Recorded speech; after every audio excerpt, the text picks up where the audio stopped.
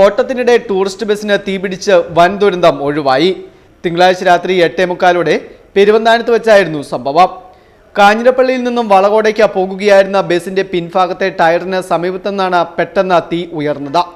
അപകടം ശ്രദ്ധയിൽപ്പെട്ട ഉടൻ തന്നെ ഡ്രൈവർ ബസ് നിർത്തി യാത്രക്കാരെ വേഗത്തിൽ പുറത്ത് ഇറക്കിയതിനാൽ വൻ ദുരന്തം ഒഴിവാകുകയായിരുന്നു.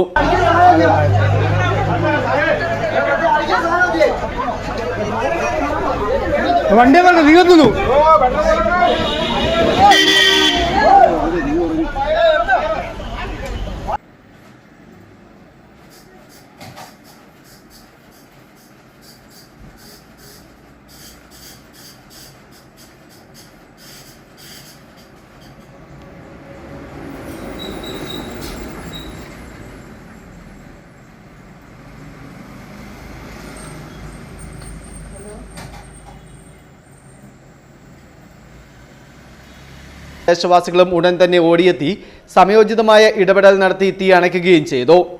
Festoon news, Mundakayam.